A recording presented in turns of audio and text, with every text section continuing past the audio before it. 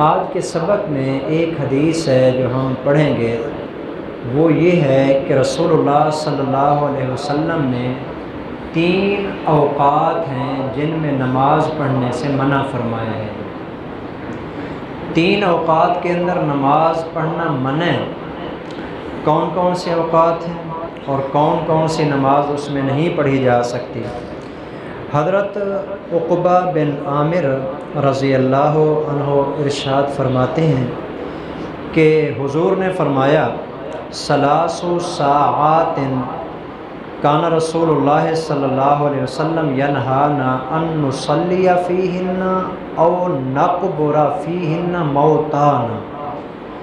3 اوقات میں رسول اللہ صلی اللہ علیہ وسلم نے ہمیں نماز پڑھنے سے بھی منع کیا ہے، اور ان 3 اوقات میں اپنے مردوں کو قبر میں دفن کرنے سے بھی منع فرمایا ہے۔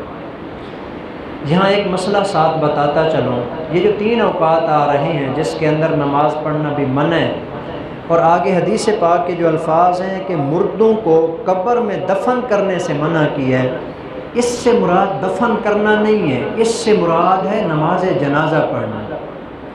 تو مطلب یہ ہوگا کہ ان 3 اوقات میں حضور نے یہ فرض نماز جو ہوتی ہے یہ پڑھنے سے بھی منع کیا ہے، اور جو نماز جنازہ ہوتی ہے یہ پڑھنے سے بھی حضور نے منع کیا ہے۔ ان 3 اوقات کے اندر نماز نہیں پڑھی جا سکتی۔ کون کون سے اوقات ہیں؟ نمبر 1، سب سے پہلے فرمایا کہ حین تطلع الشمس بازغۃ۔ نمبر 1، جس وقت سورج طلوع ہو رہا ہو، حتی ترتفع، یہاں تک کہ وہ مکمل طلوع ہو جائے۔ سورج طلوع ہونے کے وقت نماز پڑھنا منع ہے، کہ جس وقت سورج طلوع ہو رہا ہے اس وقت کوئی بندہ جو ہے نا فرض نماز پڑھے، نفل نماز پڑھے، سنت نماز پڑھے، نماز جنازہ پڑھے، سجدہ شکر کرے یا سجدہ تلاوت کرے، یہ تمام کی تمام، حتیٰ کہ نماز قضا اگر وہ بھی اس کے اندر پڑھنا چاہتے ہیں جس وقت عین سورج طلوع ہو رہا ہے جی، اس وقت یہ تمام کی تمام نمازیں مکروہ ہیں جی، نہیں پڑھی جا سکتی۔ اس کی وجہ میں آگے جا کے آپ کو بتاتا ہوں کہ اس کی وجہ کیا۔ تو پہلا وقت ہو گیا سورج طلوع ہونے کا وقت جی۔ نمبر 2، وحین یقوم قائم الظہیرۃ، اور دوسرا حضور نے فرمایا کہ جس وقت سورج عین دوپہر کے اوپر ہوتا ہے، زوال کا وقت جو ہوتا ہے، زوال کا جی، عین سورج اوپر آ جاتا ہے جی، اس وقت بھی آپ نے فرمایا کہ نماز پڑھنا منع ہے جی۔ اس وقت کے اندر بھی کوئی نماز نہیں پڑھنی چاہیے، حتیٰ تمیل الشمس، حتیٰ کہ سورج ڈھل جائے جی، یعنی ظہر کا وقت داخل ہو جائے۔ نمبر 3، وحین تضیف الشمس للغروب، تیسرا وقت جس میں نماز پڑھنا مکروہ ہے وہ ہے سورج جب غروب ہو رہا ہو جی۔ سورج غروب ہونے کے وقت نماز ادا کرنا بھی جائز نہیں ہے، حتیٰ تغرب، یہاں تک کہ وہ سورج پورا غروب ہو جائے، جب تک غروب نہیں ہوا نماز نہیں پڑھنی چاہیے۔ اچھا، اس کی وجہ کیا ہے؟ ایک اور روایت ہے تو وہ بھی اسی طرح طویل روایت، لیکن اس میں بھی ساری 3 یہی چیزیں بیان کی ہیں کہ حضور نے فرمایا کہ 3 اوقات کے اندر نماز نہیں پڑھا کرو، وہی 3 اوقات بتائے۔